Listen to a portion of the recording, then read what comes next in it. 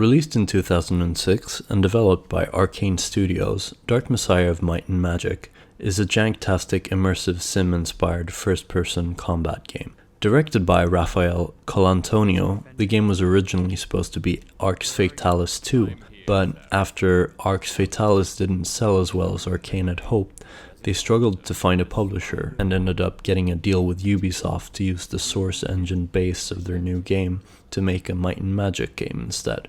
I couldn't find too much trivia about the game. The only thing I found was that, according to Wikipedia, the game was censored in Germany. Specifically, the German version does not allow for enemies' heads or limbs to be severed. Enemies cannot be impaled after death. Burning enemies will die immediately and their corpses cannot be mutilated further after death.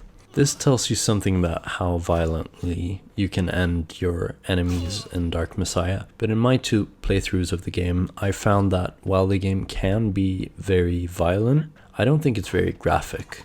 The reason the Germans needed to censor parts of the game is how free the player is to go about combat, and it's this creative approach you can take that cements the game's replayability. It's a very mechanics-focused game. And while Dark Messiah is certainly no masterpiece, it's a lot of fun and deserves a spiritual successor. Dark Messiah has a 7.2 Metacritic score with an 87 user score, and according to How Long to Beat, the game is about 12 hours long. I originally bought Dark Messiah as part of a Might and Magic bundle on Steam, which included Heroes of Might and Magic 5, its 2 expansion, and this weird Might and Magic Dark Messiah game. I'd never heard of the game and decided to try it on a whim once. I'd paid for it, so I might as well try it. As the game has no achievements on Steam, I don't know exactly when that was, but it was a few years ago, and I remember having a great time with the game.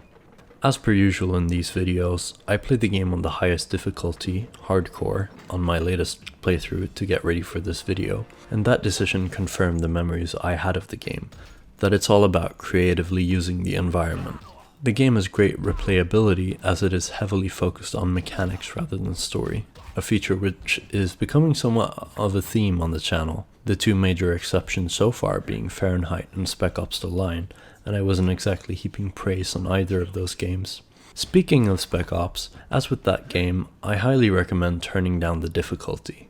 Not for the sake of the story, as Dark Messiah barely has a story, but because the game's idea of difficulty can quickly become frustrating. Also, bit of a weird side note here, but this game is absolutely not for you if you're an arachnophobe. There are many spiders and they are very big.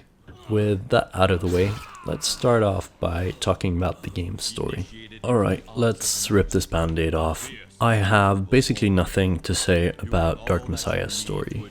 The game is one giant fetch quest for the Skull of Shadows, and features the incredible twist that player character Sareth is the prophesized Dark Messiah.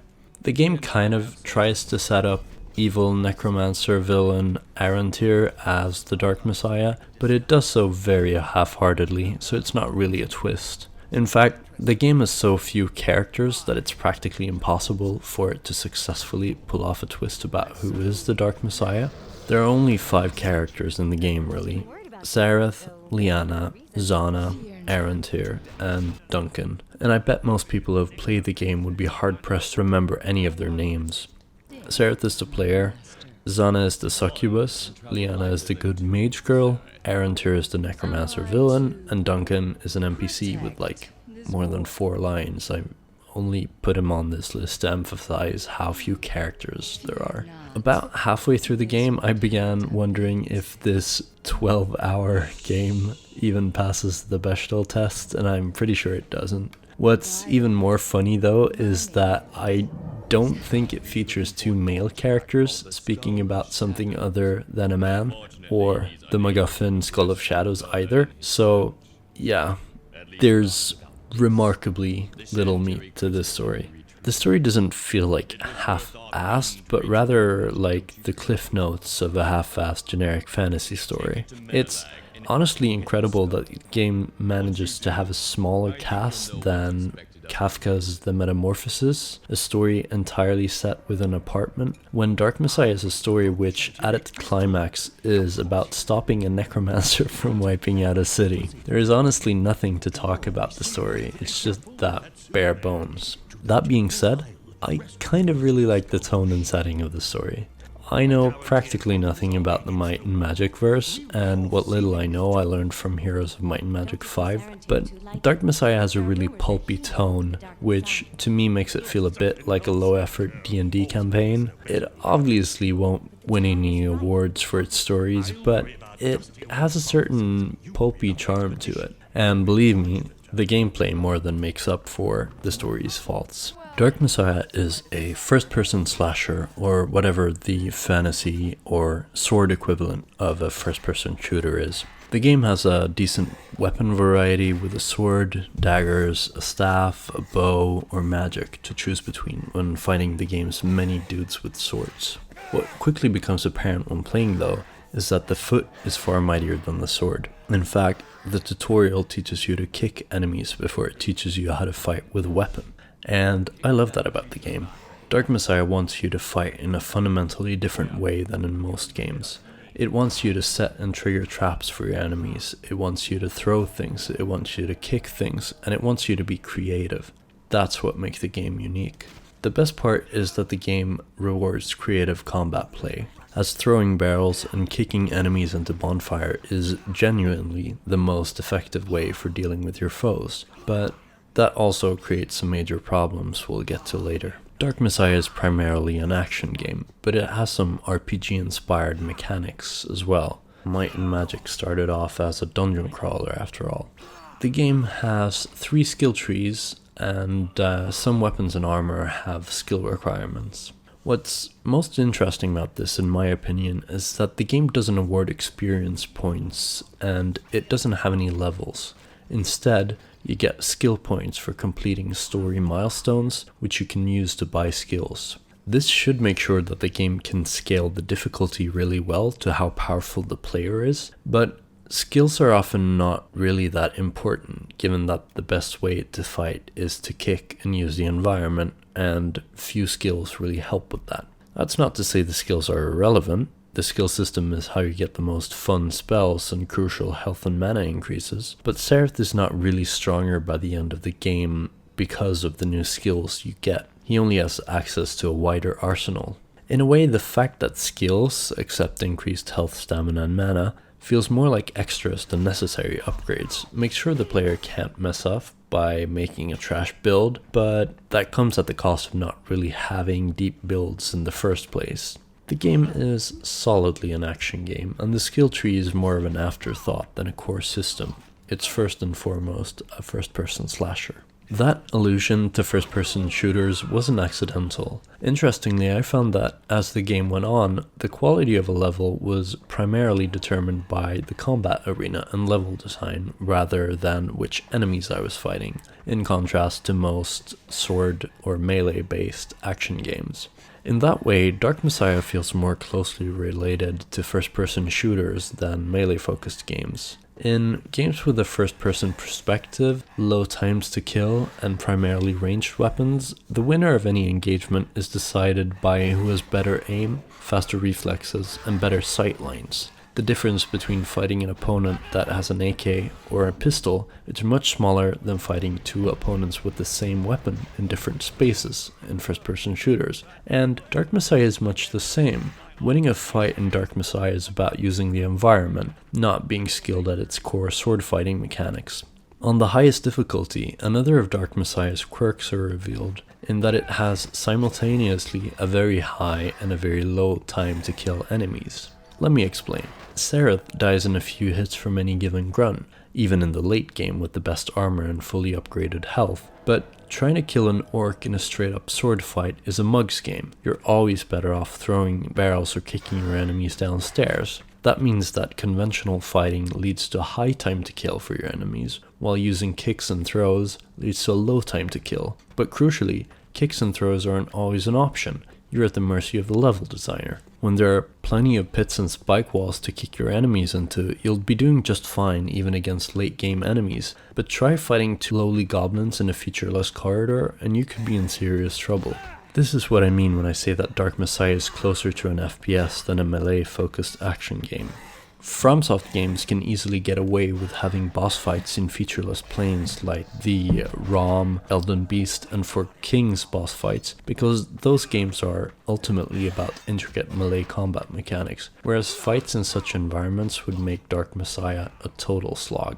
This brings us to the topic of boss fights. Dark Messiah has several, and unfortunately, they're all bad. As previously mentioned, on harder difficulties, regular weapons are not very effective at all in the game. You have to rely on insta-kills through using the environment. But naturally, the game doesn't allow you to turn its final boss into a huge anticlimax by simply kicking Arantir into a bottomless pit. Therefore, you're forced into conventional fighting against the bosses, which makes these fights tedious and drawn out. There are 2 humanoid bosses, Arantir and an orc war chief, and several non-human boss fights in the form of cyclopses and other monsters. Luckily, I found that you can skip most non-human boss fights. Unfortunately, you can't skip Arantir or the war chief, which are some of the game's absolute lowlights for me. So if the primary determinant of how good the game is level design, how good are the levels? Most are pretty fun, but they can be difficult to navigate, especially the tombs, which there are unfortunately several, and there are many traps which are practically impossible to spot. Look at this room, for example. I can't see what kills me, and I'm not sure how I trigger the trap. And this isn't the only instance of this sort of frustrating trap placement. I think it's worth discussing spoilers here. This is a bit of a tangent, but I think it's relevant.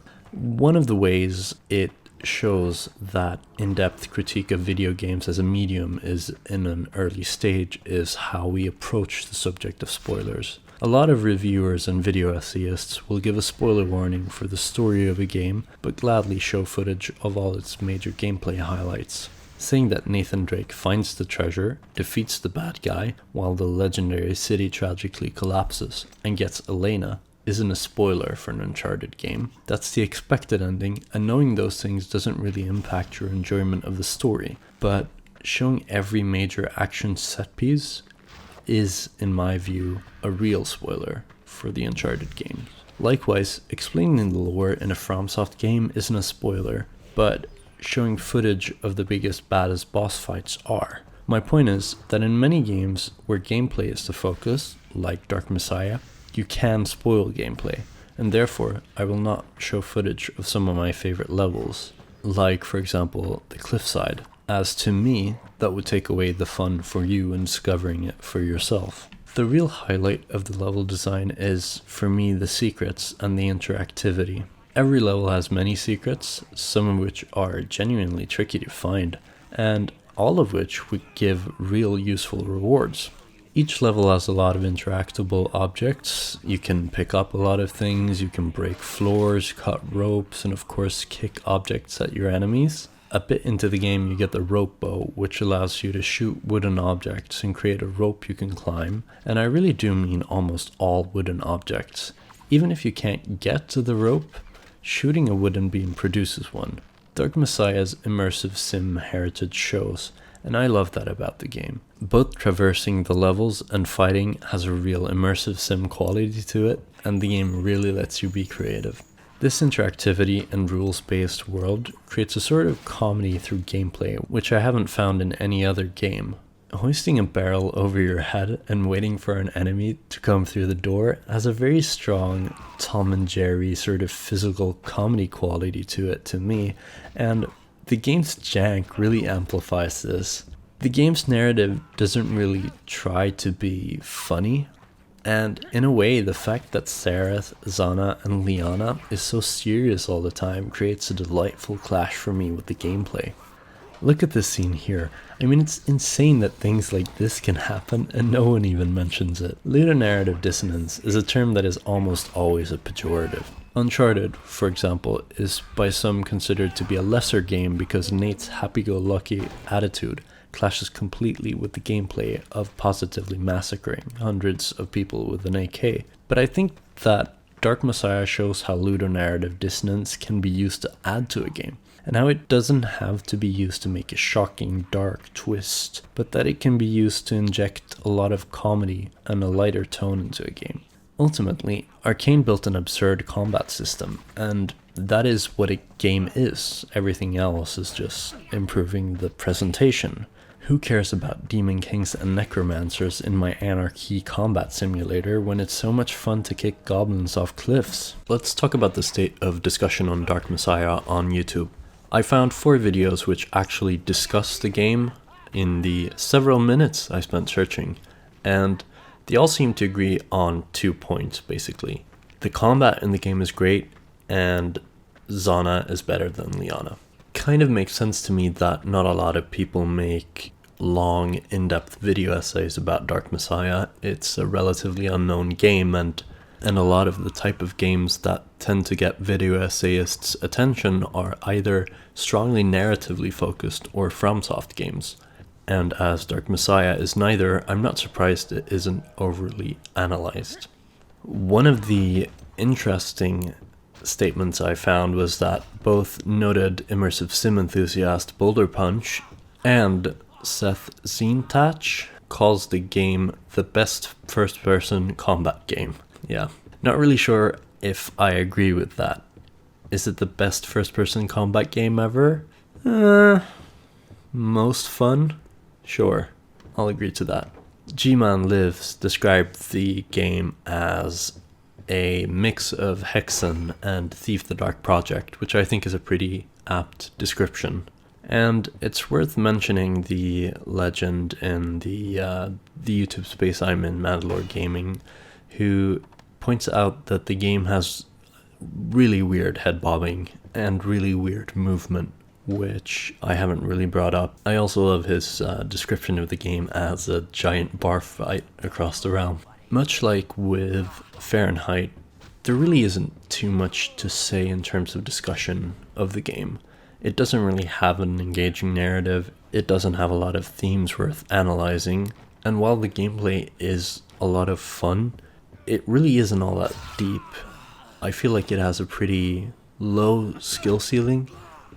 So what should we make of Dark Messiah as a whole then? I haven't mentioned it much, but the game is pretty janky, as you have no doubt seen in the video. Games which allow the player as much freedom as Dark Messiah do often are. Dark Messiah has many flaws, including but of course not limited to the jank, but if you've played the game, I think you'd agree that it's a very unique game, and worth a playthrough despite all that. I've found that jank is often the price for intense player freedom, and in the case of Dark Messiah, that's a price I'm more than happy to pay. It's a must-play for immersive sim enthusiasts. Just remember that the lower your difficulty setting is, the more fun you'll have. Join me next time then for a return to the City of Glass and a new, more cyberpunk take on the story of Faith and Kate.